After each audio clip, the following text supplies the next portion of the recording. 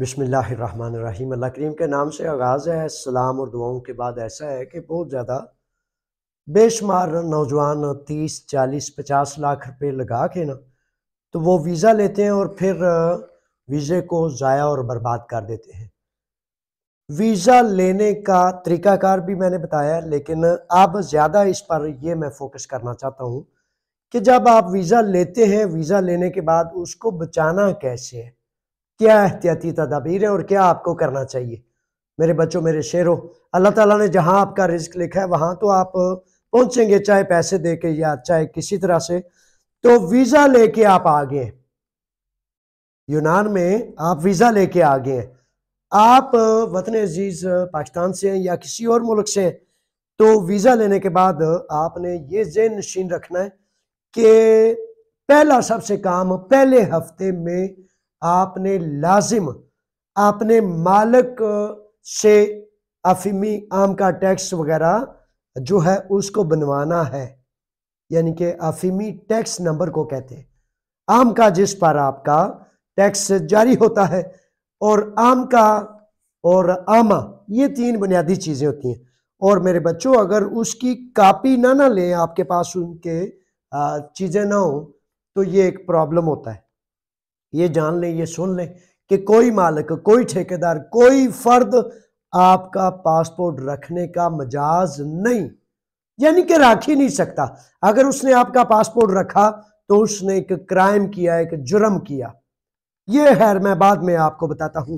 तो सबसे पहले बताने वाली बात यह है, आपके समझने सुनने वाली, कि आप चूंकि मेरे बच्चों बहुत ज्यादा पैसे देकर 40, 45, 50 लाख रुपए बहुत ही बड़ी रकम है, तो उसके बाद भी आप एहतियात ना करें। कोई बंदा आपको लूटे, कोई बंदा आपको झांसा दे, धोखा दे, फराब करे, मकर करे, वो तो चलो बात एक समझ आती है। आप खुद 40, 45 लाख रुपए लगाने के बाद गाफिल, सुस्त हो और अपना नुकसान करते जाएं, और फिर जब वीजे की मुद्दत म्याद खत्म हो जाए तो फिर के कि मैं क्या कर सकता हूं, अब मेरा वीजा खत्म हो गया, क्या मैंने करना है। तो मेरे बच्चे, वो जागना बड़ा जरूरी है। गफलत से आंखें खोल कर खड़ा होना, अपने आप का तहफ़्फ़ुज़ करना, ये बड़ा जरूरी है। तो कह रहा था कि एहतियाती तदाबीर में तीन बुनियादी नुकात है। सबसे पहले अफीमी आम का वगैरह बनाना, उसके बाद टैक्स हर हाल में उस ही मालिक से जारी करना जिस मालिक ने, यानी कि आपको वीजा दिया, जिसके नाम से वीजा गया। ठेकेदार या वो पैसे लेने वाला, या आपके खालू जी, या आपके मामा जी, या आपके ठेकेदार साहब, या आपके रिश्तेदार, उनका एक मामला था पैसे के लेन देन में, दलाली में, एजेंटी में, वो तो मामला हो गया। अब खालिस्तान कानून कहता है कि उस मालिक से आपका मामला है जिस मालिक के नाम पर आपको वो वीजा गया था। बहुत ज्यादा अहम है उस वीजा की, उस पेपर की कापी, क्योंकि उसके ऊपर सबसे ऊपर आपके उस बॉस का, मालिक का, जमींदार का, या जिस भी कंपनी ने वो वीजा भेजा है उसके नाम, कंपनी, अफीमी, सारी डिटेल्स दर्ज होती हैं। वो बहुत ज्यादा अहम है, बहुत ज्यादा जरूरी है आपके पास उस पेपर का होना। तो कह रहा था कि उस ही मालिक ने आपके टैक्सेस जारी करने हैं और पेपर्स जो हैं जमा करा देने हैं पेरिफेरिया में, ताकि रिन्यूअल के लिए, आइंदा पेपर्स जारी रहने के लिए जो जरूरी इकदाम हैं वो कर लें। इसमें मेरे बच्चों, अगर एक हफ्ते में नहीं हुआ, दूसरे में कर ले, दूसरे में नहीं तो तीसरे में, अगर तीसरे में भी नहीं हुआ तो फिर इससे ज्यादा इंतजार नहीं करना, क्योंकि जब आप इससे ज्यादा इंतजार करेंगे तो फिर आपका वो नुकसान हो जाएगा। फिर वो 9 माह भी गुजर जाएंगे, 1 साल भी गुजर जाएगा, और फिर ठेकेदार या कोई फर्द, खुदा न खास्ता, ये उन लोगों की बात है जो झांसा देते हैं, अच्छे और नेक बख्त, तो जो वादा करते हैं, क्योंकि दीन में हुक्म है कि जिसका अहद नहीं उसका कोई दीन ही नहीं। यानी कि जो अपने अहद को पूरा नहीं करता, उसका यकीन ईमान कोई नहीं। ये दीन की डेफिनेशन है, वजाहत है, ये हुक्म है, ये आर्डर है, ये सनद है। ठीक है, तो हर दो एक दूसरे को मकर और फ्रेब। वो मजदूर अक्सर गलती क्या करता है कि वो उनको धोखा देने के चक्कर में आता है कि भाई मैंने तो आगे चले जाना है और मैंने तो ये कर देना है, मैंने तो उधर काम ही नहीं करना। धोखा देना मेरे बच्चों दीन के जिम्रे में वो आता है कि जिसने धोखा दिया वो हम में से नहीं। तो ये ना किया करें पूरी नेक नीति से। आप चाहते हैं कि आपसे तो सारी दुनिया नेक नीयत हो, लेकिन आप जिसको दिल करता है धोखा दे। मेरे बच्चों ये तो फिर एक वही मामला हो गया ना, या आपने धोखा दे दिया या उसने आपको दे दिया, तो दोनों चीटर निकले, दोनों जालिम निकले, दोनों झूठे और धोखेबाज निकले। इस तरह नहीं करना, कॉन्ट्रैक्ट को पूरा करना है। और कह रहा था कि 3 हफ्ते में अगर आपका अफीमी आमा वगैरह नहीं बनता, टैक्सेस जारी नहीं होते, आपका मालिक पेरिफेरिया में नहीं मामलात कराता, तो नंबर 2 पर जो काम है सबसे अहम रास्ता फिर यह है कि उसी ठेकेदार से नहीं राब्ता करना जिसने आपको धोखा दिया या झांसा दिया। खुद ठीक रहना है, सच पर रहना है, और उसको सच पर लाने के लिए वकील अपने के पास जाना है। अपने वकील खुद, यानी कि फिर वकील उसको नहीं कहना कि मुझे वकील कर दो। अगर उसके हाथ से, वो कहते हैं गाड़ी का स्टीयरिंग जिसके हाथ में होता है तो वो जिस सिमत चाहेगा वो गाड़ी को ले जाएगा। तो इसलिए आप मेरे बच्चे खुद स्टीयरिंग जो है, घोड़े की लगाम अपने हाथ में करें, ताकि घोड़े को, गाड़ी को जिधर आपने मोड़ना है उधर आप मोड़ने का इख्तियार रखें, ना कि बेवकूफ और नालायक लोगों की तरह हर चीज का दोष दूसरे पर डाल देना है। ये नालायक तरीन लोगों की निशानी होती है, हर चीज का दोष दूसरे पर। वो जी मेरे साथ ऐसे कर दिया, वो भाई तुमने क्या किया है, तुम्हारी जिम्मेदारियां किसने अदा करनी थी। तो अपनी भी सारी गफलतें, सुस्तियां, कुताहियां, नालायकियां दूसरों पर डालोगे तो मेरे बच्चे नुकसान तो आपका ही होगा। इसलिए ये सख्त अल्फाज इसलिए कह रहा हूं कि आपने अपनी जो जिम्मेदारियां हैं वो खुद फुलफिल करनी है। तब आप इज्जत आनर से वो 40-50 लाख रुपया जो दे के आए हैं, तब मैं समझूंगा कि आपको अपनी फिक्र है। वरना आप खुद अपना नुकसान कर रहे हैं तो दूसरे भी करेंगे। ठीक है, यानी कि वकील के पास पहुंचना है। और वकील पहले इखलाकी मदारज में क्या करेगा, पहले इखलाकी मदारज में पूरी नरमी से, पूरी शाइस्तगी से, पूरी मोहब्बत से आपके मालिक को कहेगा। कॉन्ट्रैक्ट करने का मतलब है कि कानून में वो मालिक बंधा हुआ है, पाबंद है कि आपको बुलाया और आपको काम देने का पाबंद है। आप तरला करें, वास्ता करें, यही करें, जो दिल करता है। वो गूंगे की कौन सुनता है, से पारा कर लो, से पारा कर लो, ना जबान आती, ना चज, ना सलीका, माजरत से। तो कानून पाबंद करता है और कानूनदान फिर उसको फोन करके इखलाकी प्यार से, मोहब्बत से, नरमी से, आपने कहना है वकील को कि नरमी से बात करनी, उसको कहना है कि ये भाई आपने बुलाया, कॉन्ट्रैक्ट किया, यूनानी कानून के मुताबिक वो मालिक पाबंद है आपको काम देने का। फॉर एग्जाम्पल काम नहीं दे सकता, बाजुकात सीजन आउट होता है, बाजुकात ठेकेदार मालकान की मिली भगत की वजह से वो 1000 यूरो उससे देते हैं, 10,000 यूरो खुद ले लेते हैं, जिसकी वजह से वो कहता है भाई ना मेरे पास काम है, मैंने तो वो 1000 लेना था, लूटना था, लूट लिया, अब ना मेरे पास काम है ना मेरे पास आना। तो फिर उसका हल क्या होगा, उसका हल ये होगा कि आप मेरे बच्चों वकील के जरिए करेंगे।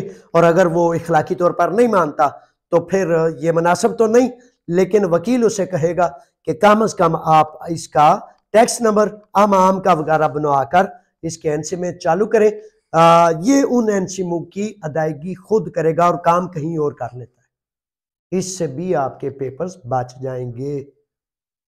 ठीक है, लेकिन टैक्स उसी मालिक का लगना चाहिए। फिर दोबारा कह रहा हूं, कोई मालिक, कोई ठेकेदार किसी सूरत भी आपका पासपोर्ट अपने पास नहीं रख सकता। ये क्राइम है, ये जुर्म है, इस मद में वो जेल जा सकता है।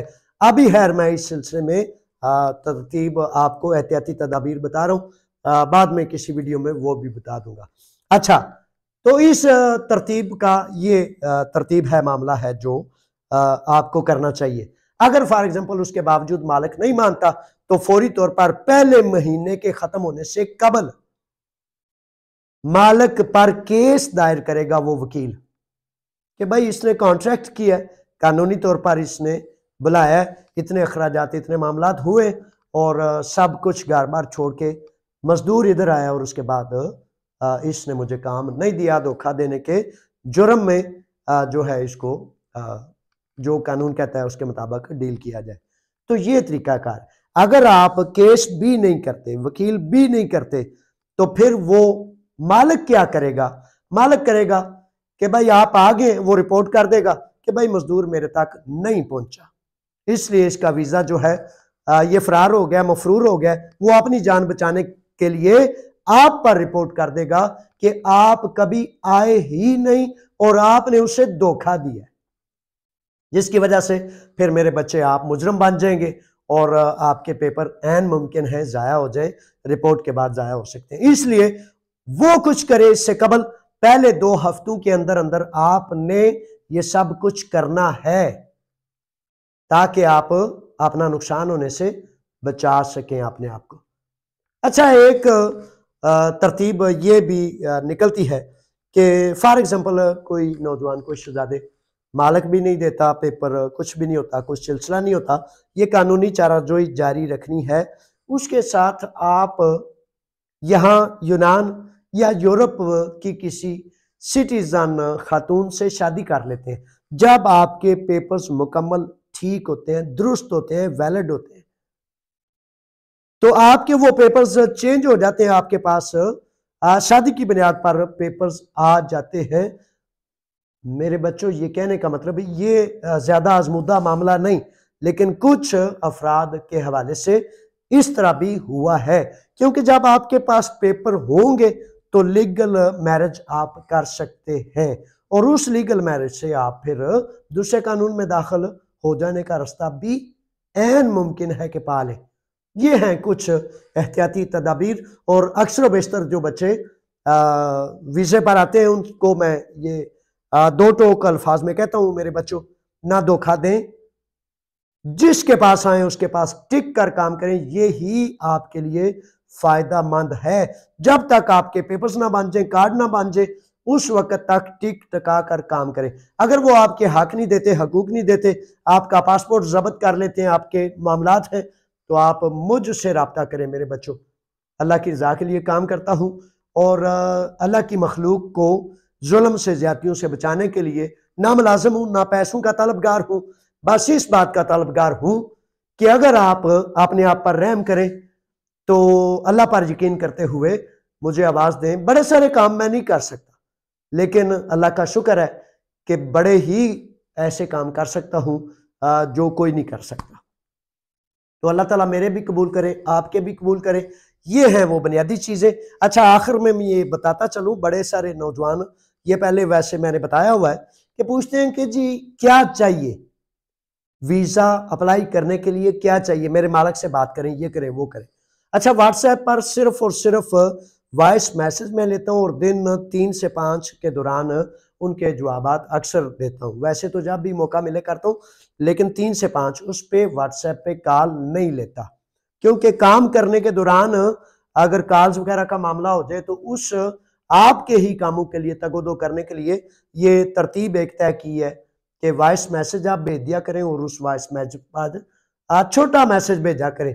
कई बच्चे 3-3, 4-4, 7-7 मैसेज भेजते हैं और हर मैसेज, मेरे बच्चों, आधे मिनट से जायद का मैसेज ना भेजा करें, और ताकि मैं आपकी उस मोहब्बत को जवाब दे सकूं। बाद औक़ात 7 मैसेज देखता हूं 13-13 मिनट के, तो वो गुजारने पड़ जाते हैं, वो सुन भी नहीं पाता, क्योंकि हजारों लोग जब मैसेज करते हैं तो जवाब देने के लिए 1000 दफा मैसेज करें, सर माथे पर, लेकिन एक ही दफा कहो कि आज जी जनाब सारा काम खत्म कर लिए, तो इस तरह फिर वो खत्म ही होता है। ठीक है।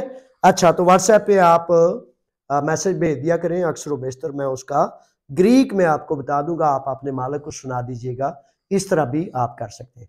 तो उसमें चाहिए क्या होता है कि पासपोर्ट पर सारी तफसील लिखी होती है और ज़्यादा से ज़्यादा बर्थ सर्टिफिकेट साथ वीज़ा के लिए जो आप ले सकते हैं। आप पूछते हैं कि इस वीज़े को कहते हैं क्या है? मिताक्लिसी वीज़ा एरगातिस। ठीक है, मिताक्लिसी वीज़ा एरगातिस जो बाहर से आते हैं।